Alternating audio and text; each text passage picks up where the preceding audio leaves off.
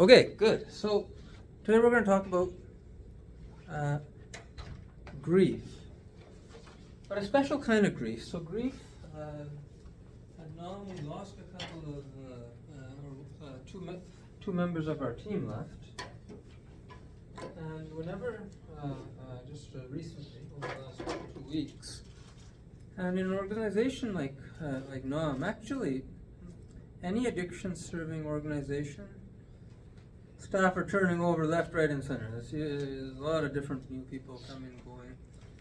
At NOM, we probably have more stability than most, but change is inevitable when you are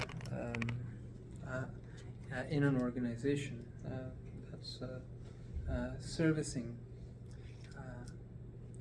doing what we do. Because let's be honest, we all have some element of addictive thinking. We all have complex trauma. We all have mental health issues. There's no human, staff or family or patient or volunteer, that does not have issues. Everybody has issues. And so patients may not realize it, but their psychologist that they see for mental health has issues. What?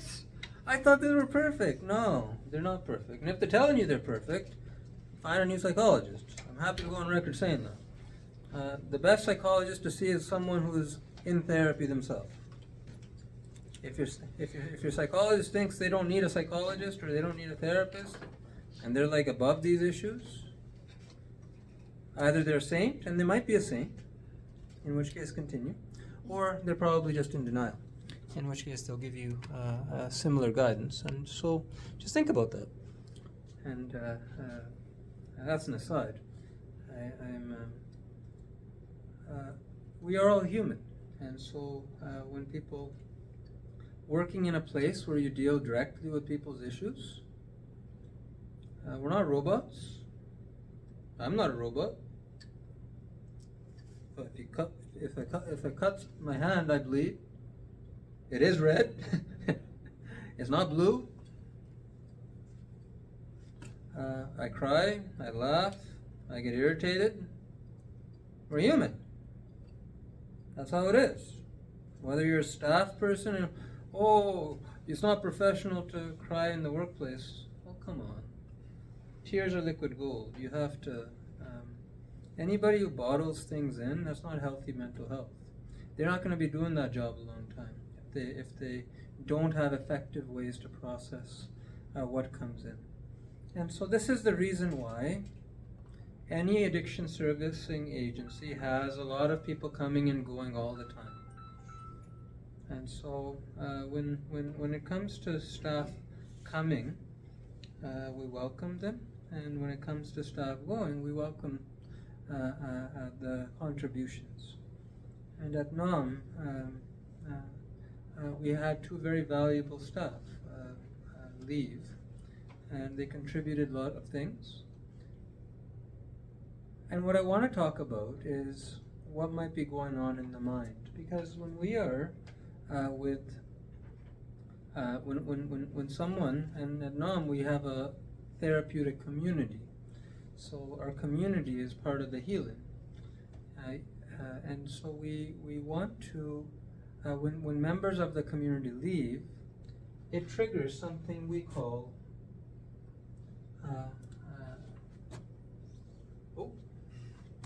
let that one go.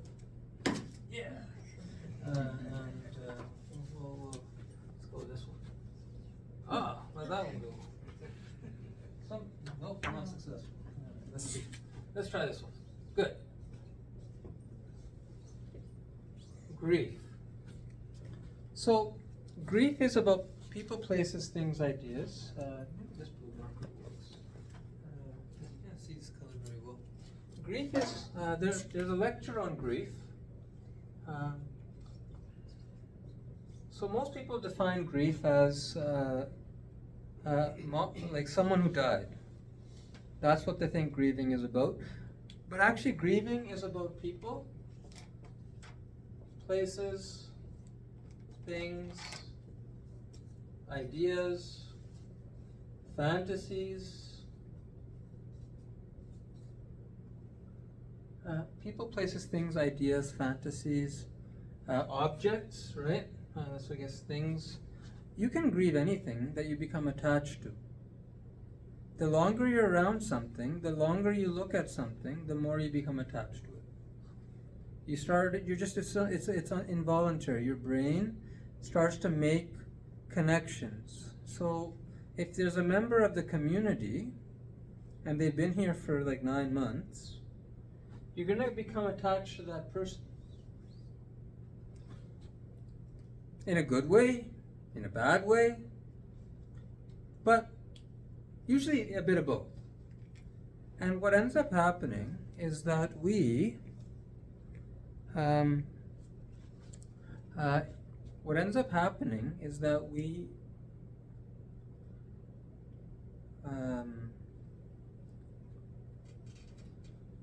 create fantasies. We take the presence of this person and then we make, oh yes, this is how it's always going to be. Right? We just can't help it. So we think, okay, this person's been here 9 months, or in our brain it's like, oh, they're always going to be here. And then you make the plans, you make the ideas, you make the things. They're always going to be able to support me in that way. They're always going to be able to take my phone call. Yeah, I'll just call this person. And so we become attached, not just to people. So there's a whole Nam Academy lecture on grief. I suggest you watch it, do some meditation before you watch it, and after. It's a bit triggering.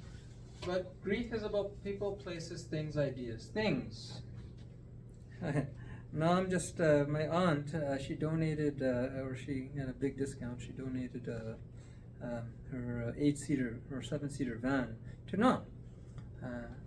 And it's just a car. But it was their first big vehicle. They raised their whole family in that. They took everybody to all the kids went to soccer and dance and whatever classes kids go to. And so, having it drive away from the home, never to return again, guess what? People cry. And you may say, it's just a car. No, it's the car that's been parked in your driveway for like 20, 30 years. That's not just a car. It's a part of you.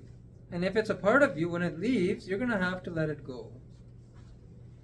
And that's going to trigger grief. And if you don't grieve something, then what will happen is that it will sort of build inside of you. You'll collect it in some aspect of your body. Maybe you'll collect it in your heart. I met a guy yesterday. He was holding a lot of pain in his hip. Holy crow! That's where we store anger in our hip and knees. That's a big place that we store a lot of anger. And so, when you don't process, so grieving something is another word for processing. And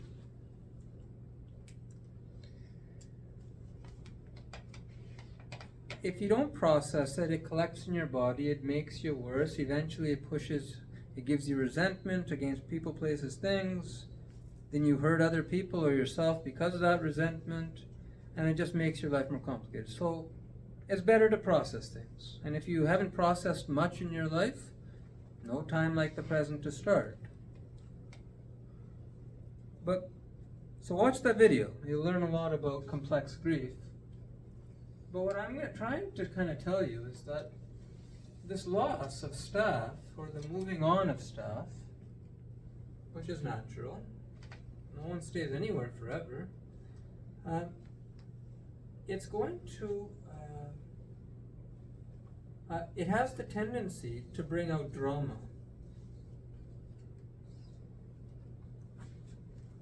Who did what to whom, and why did they go, and who who pushed them out or this or that and blah, blah, blah, blah, blah.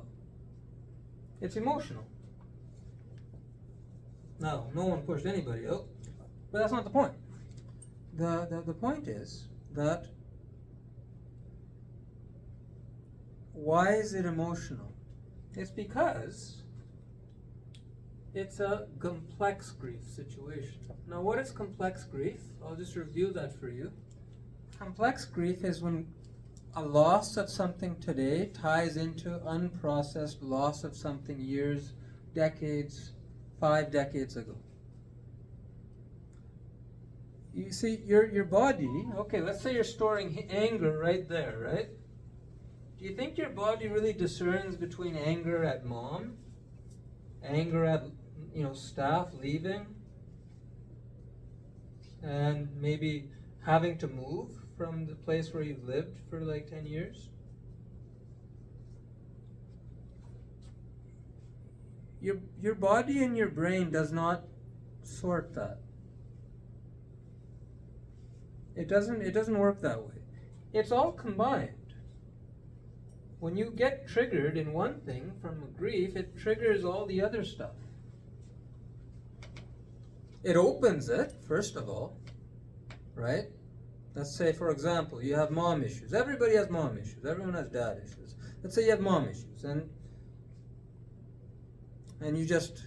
she's in, I don't know, a different country, different place. You don't think about her too much. You talk to her when you have to. So it's not top of your mind. But then you formed a mom-like connection to a staff person at a treatment center. And then that person leaves. Well, now, all of a sudden, it's going to trigger all of the grief and all of the pain related to mom. And it's a lot. And that's why you get drama. Because people get confused. All they know is they don't feel very good.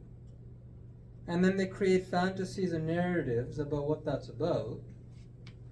And that fuels, and then they get it together with other people, and then they talk and they exchange, and it creates drama.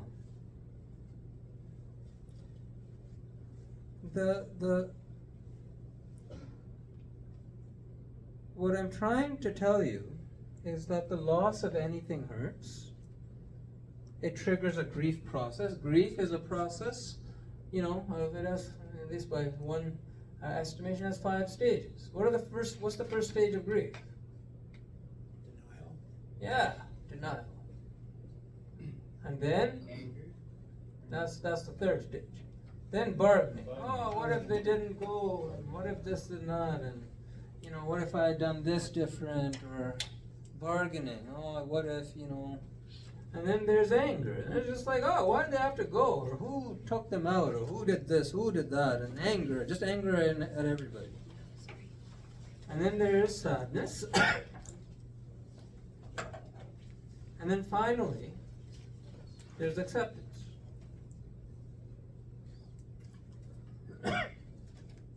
These are the stages of grief that a person goes through.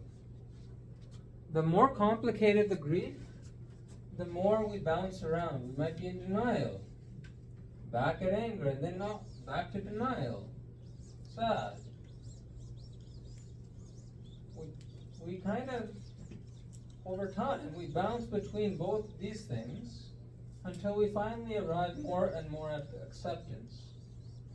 And over time, we just kind of stay at acceptance. That's kind of how grief plays out. Because when we become attached to anything, the longer we stay in connection, we develop many points of connection of every sense. You get attached to what people smell like. Smell is the hardest to grieve, actually. When you become attached to someone's smell is real primal. It gets deep. And so, smell is oftentimes one of the last things to be able to grieve. But the more time you spend with somebody, the more connections you form, and each line represents like 1 trillion Okay, so there's like a lot of connection. That's when we spend time with someone, when we talk about serious things, more connection. When there's more trust, more connections. And when all of a sudden someone has to go, they die, they leave, every connection has to go through these stages. You see why there's a lot of bouncing around? Every connection. So yeah, you may have grieved this one and that one, but there's like a bunch more. So you're emotional, you're like angry, you're sad, you're in denial, and then you're existing in the real world with other people who are going through the same thing. Put two angry people together, you think they're going to meditate? No, they're going to rev each other up. They're like, yeah, they did this. Yeah. Guys, it's just complex grief. It's just mommy issues and daddy issues and old things mixed up with new things because, you get confused, right? There's a whole bunch of people that you shared similar connections to, which all get kind of confused. And you have to understand what's going on. When you lose a person, when you move out of a recovery center, when you lose, like a guitar that you always played as a kid, right?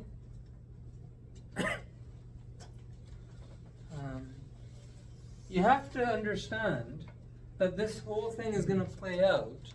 And if you don't understand this, you're going to be emotional and you're going to create more grief for yourself by destroying more relationships, sabotaging more things. You're only increasing your pain in life. You're not reducing it. When you deny the way your brain works around grief, you only make your life harder and that of people around you. Better that you learn recovery skills. Hey, I'm upset right now. Okay, Dr. Gill told me that this thing runs deep. Okay, maybe I'm not going to open my mouth and say what I'm thinking. I'm going to go and do some tapping instead. I'm going to do some breathing. I'm going to go for a run, a walk. I'm going to talk to someone who's calm. I'm going to pray. The resentment prayer is great because a lot of grief gets stuck linked to resentment.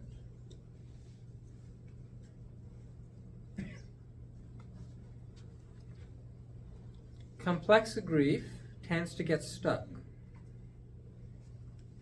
due to resentment. So one person said to me, well, if I heal, that means I won't be angry at that person anymore, and that will mean that what they did doesn't matter, but it did matter. It was wrong what they did. So I'm just going to stay angry. I don't want to let it go. All right. But at least you should know that that's what you're deciding. But once you say it, it doesn't make any sense. It doesn't make any sense. Like, you're angry, your blood pressure's going up, and that's going to do what to them? It's going to punish them? Really? But we do this all the time, and that stops our process. This is a natural process. If you are in a healthy mode, it's a natural process.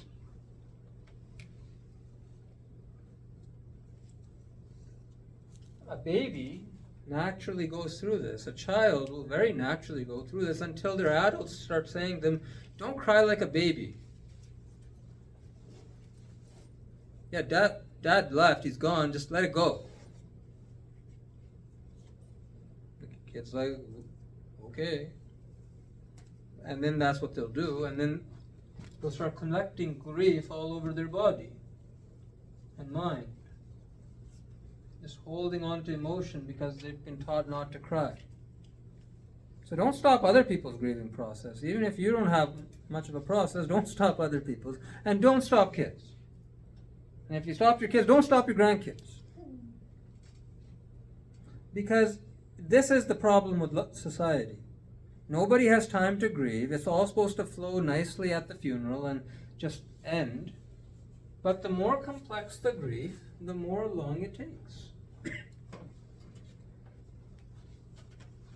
And if you don't grieve, okay, this is the last thing I'll say. All right, so you're angry, you're this, that, they left, and, who did what, and you got these questions in your head. And you don't grieve. Why does that matter? Because a person who's like this, who's been hurt a lot, unless you're all healed, chances are you will seek treatment at some point in the future. You're not going to want to trust anybody. Right? New person comes into your life. In your mind, in your body, you're going to be like, oh man, that hurt last time. You know what, I'm just going to keep a distance from this person who can help me, because they might have to leave.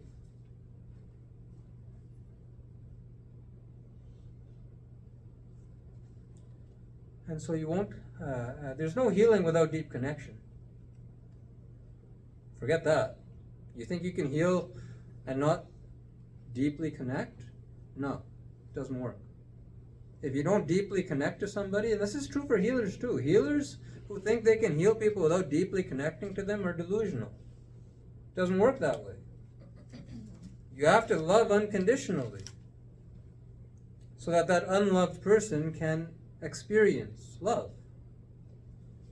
But then you got to have a really good grieving process, because when they go, they die, they move on, you're going to have to grieve. So I have to grieve the staff that leave. I grieve you if you die, if you move on. That's why I have to have a process, because I love very strongly people I don't know. But I can do that because I have a process of letting it go. A process of prayer. A process of understanding that life sometimes is mysterious.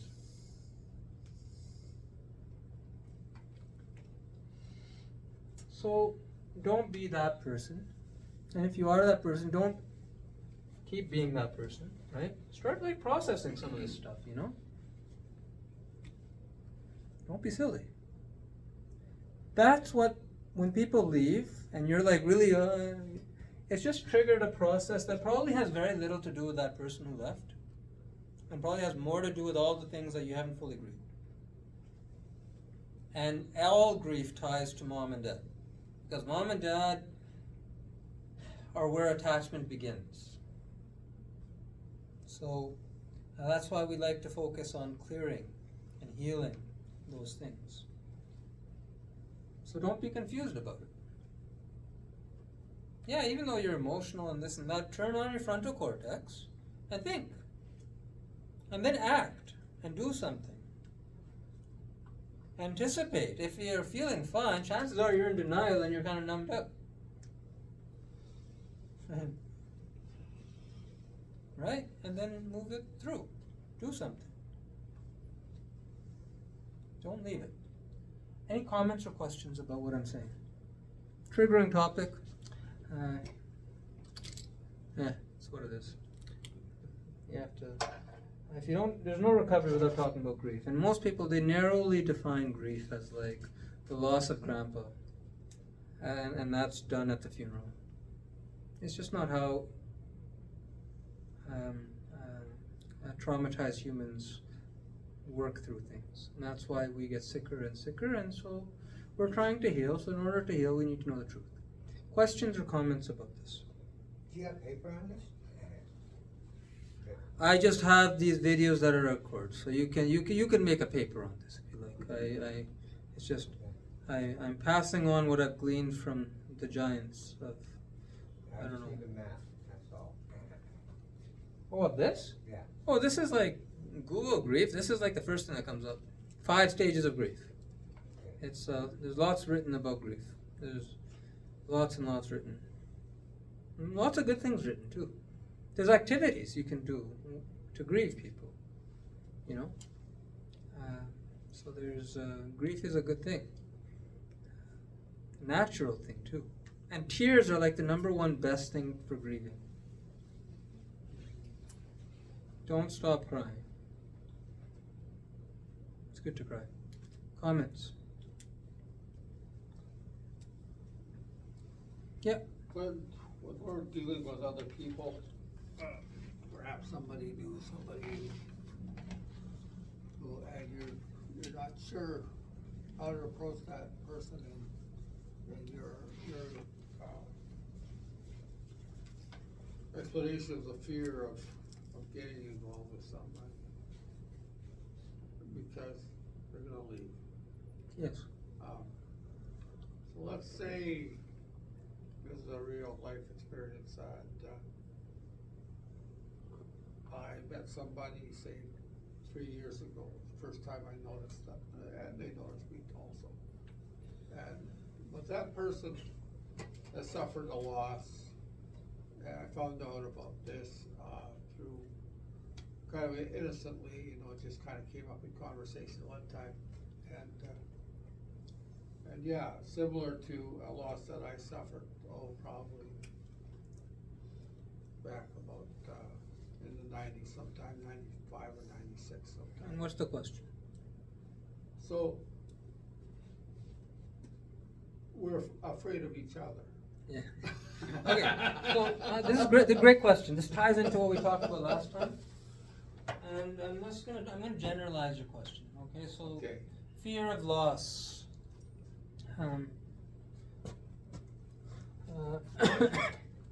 So here's the beautiful thing about grief: is because it always ties back to old things. It gives you an opportunity.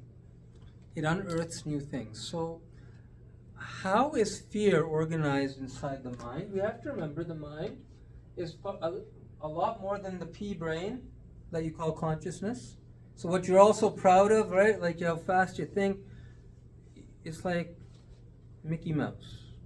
Compared to your subconscious and compared to the unconscious. So you have 3 levels, and probably more. This is the best my pea brain can do, of organization of the mind. And the vast majority of what you, of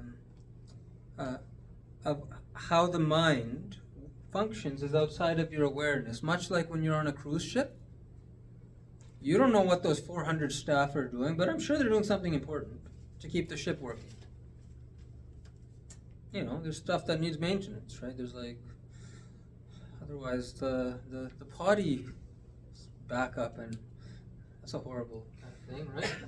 So you have a big complicated system that your mind is, and the consciousness just functions as the captain, gives directions, but doesn't really understand how everything works at a deep level. The captain can't know. How can one person know all of engineering, all of food making, and all of how plumbing works? One person can't know all that. You need to have specialists. You need to have people that you hire at different levels to sort of say how that works.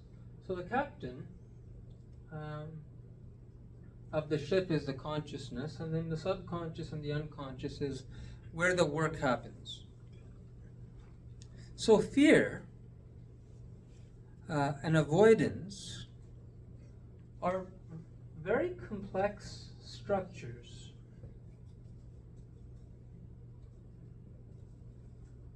Where that might be coming from. Fear, angers like that, very complex structures that with your conscious mind, you are I'm not going to say unlikely, you are not able to understand how it's all organized. This is my observation, having worked with deep mind in complex trauma therapy, people that get tortured and stuff.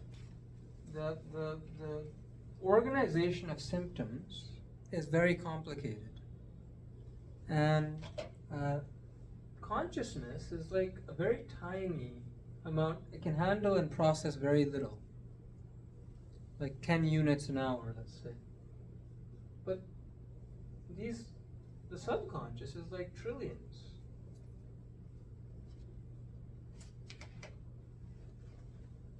Unconscious is like trillions of trillions of trillions of zillions. Really big numbers.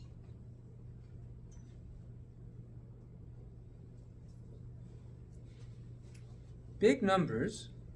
So what do you think the chances of you sorting through this by trying to figure it out? Do you think you're going to succeed in one lifetime to put 10 trillion through something that only has capacity for 10 units in an hour? Maybe you think you can. Good luck with that. Maybe you're with a very clever psychologist who also has the same organization as you. The best psychologists are the ones that work with your subconscious and unconscious. You're getting your money's worth with them. And when they try to analyze everything about you and why you do what you do, you're going to spend a lot of time and money, and probably won't get as far. So there's a complex organization of your symptoms. So he has a symptom that comes from some kind of loss, and he perceives that it has something to do with something that's old. I would suggest to you that's hardly 1% of the reality or less. But you have a crumb trail. It's surfacing, and you can feel it. You feel fear when you try to think about attaching to somebody. So the beautiful thing about grief is that, and about new opportunities of emotions and of triggers in general, is that when a trigger becomes conscious,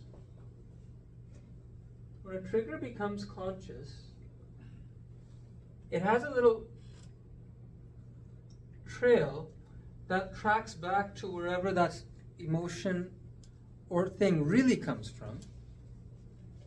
And all you have to do is do something to activate a processing system that's going to take care of that symptom, but also take care of this big thing. But it's got to go, it can't be about understanding why. Most people, they want to understand why, and that just stops the whole system. There's too much information. That's why you get blocked. I hope that makes sense to you, why you get blocked. Too much information flooding a tiny thing, it's a bottleneck, right? And everything stops when you cram everything through a bottleneck. Make sense? Eyes glazed over a little bit, and that's fine. Watch what they do. But the point is, and I'm going to conclude this, is that, you know, the captain, if he's a smart captain, he'll understand, or she will understand, that if I have a problem with something that I don't understand, like in engineering, I'm not going to go and try to push buttons randomly and figure it out. I'm going to call an engineer who knows what they're doing to fix the problem. And a good captain will have a lot of good engineers on their phone that they can call. So a good captain is aware of this architecture. A good captain knows how big their ship is, right? Probably. How many employees they have? Probably. You know, are there weapons on board? Is there, a good captain will know some of the broader organizational things.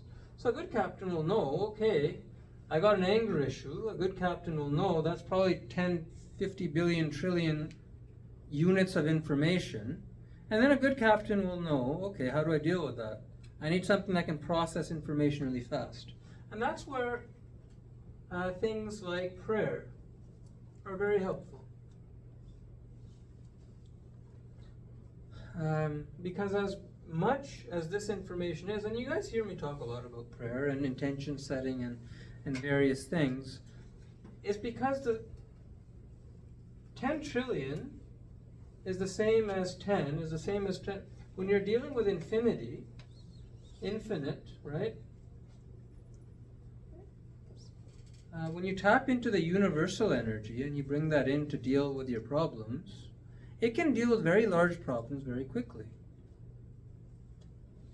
So, when you're grieving and you're angry and you don't know how it all ties together, and you're confused and you're in drama, a really good thing for you to do is forget all of that and find a good prayer that works for you, for processing resentment or anger or whatever emotion. And last week we reviewed one, generally for anger. Because the fact that you're afraid of making a relationship, who the heck knows how that's organized in the mind? But if you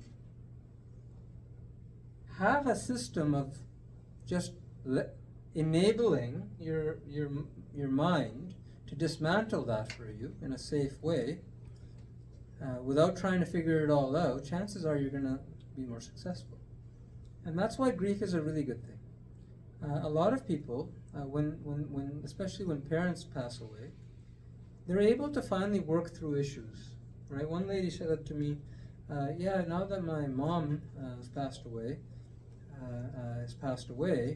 all of a sudden I can relate to her as she was, and she had an opportunity which she took to heal deeply, and now she can look at pictures of her mom and not see all the imperfections." She said to me, "I never realized my mom was so beautiful." Because that's what a grieving system does. When you process grief, all of a sudden, details that your trauma was preventing you from seeing, now you can see. But it's a lot of information. So you got to process it in an effective way. Some people, they say, "Oh, I don't want to do this religious thing, God thing, this and that thing." I'm just trying to tell you, I'm not like on some like religious payroll. I'm just saying that there's a system that's very, very old and well tested. That's why grief ceremonies and every religion has ceremonies and systems, because it invokes this infinite energy to come and deal with these complex symptom complexes that sort of sit in your subconscious. So we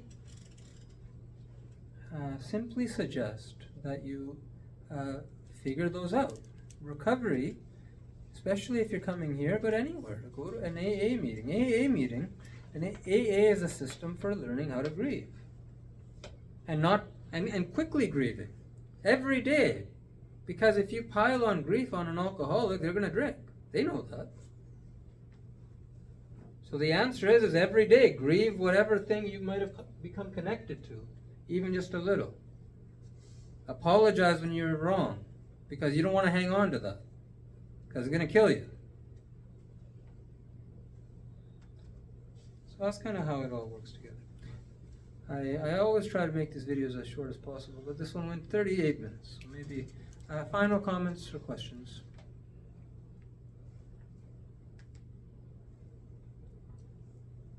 Thank you. That makes sense to you? Yeah, common sense. Grief. So people come and go. Honest to goodness, use every opportunity you have to heal. Don't get lost in the silliness of who did what, when. Who the heck cares? I don't. I love people when they're here. I thank them when they go. I treasure every minute that they were here. I learned something from them. I learned something from you. Don't get lost in all the drama. And don't pull other people into drama. It's just grief. It's just childhood issues. And it's way bigger than you understand. So learn ways to process things you don't understand. That's the long and short of it.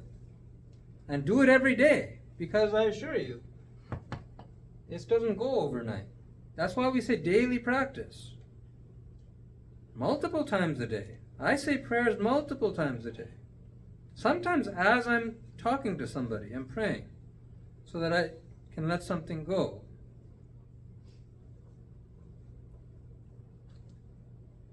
And that's how you get ahead in life, is when you take the opportunities. And when you're triggered, that's a good thing.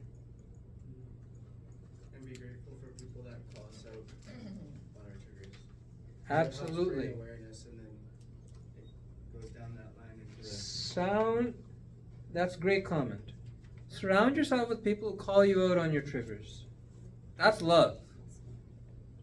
Love is not like, oh honey, oh, let me listen to all your angry venting.